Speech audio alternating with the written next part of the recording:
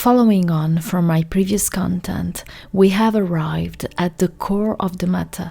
We are at the center of everything. If we do not get to know ourselves deep inside, even our reality outside will be incomprehensible, and we will be victims of a fate that does not love us. I have experienced firsthand what it means to interpret the deep feeling within us and then see it reflected outside, in our circumstances, in the situations of our life.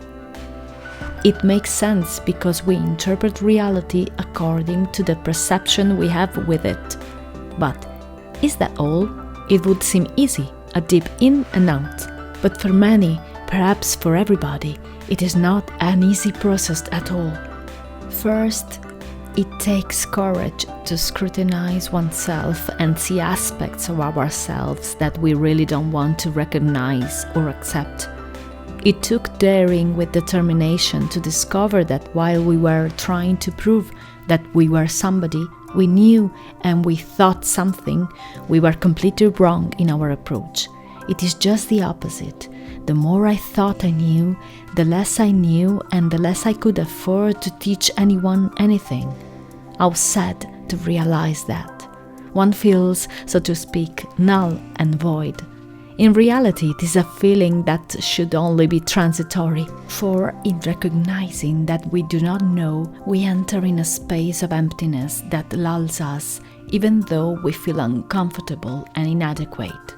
But in this emptiness come the ideas, come the signals to pick up where we left off, come the solution to get out of who we thought we were and get into who we really are.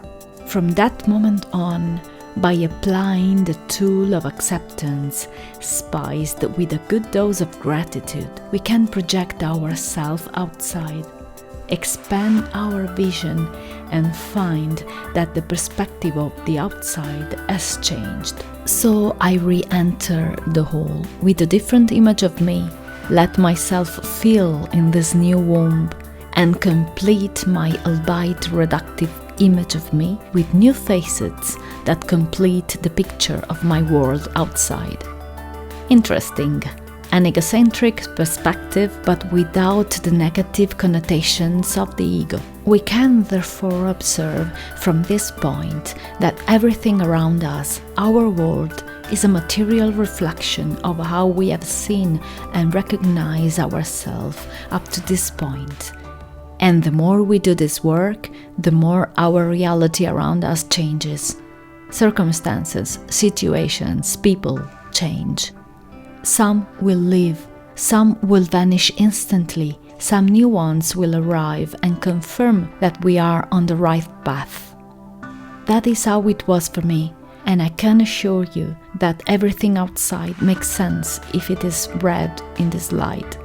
The sense of inadequacy makes us feel useless, small, and novice again, but if we manage to overcome it, we will have changed our life plot. We will have unhinged certain points of the ego that were holding us back, and we will have understood the reason for many events that have occurred in our lives, bringing heaven to earth, rediscovering our divinity through the objective observation of ourselves, and then expanding and feeling stronger within, able to translate our discoveries into a language understandable to our mind, thus finding ourselves in the whole as essential actors who play a role in this film and who, if they are aware, will be able to play even more intense roles and at the same time be able to recognize the roles and functions of the other actors who, like us,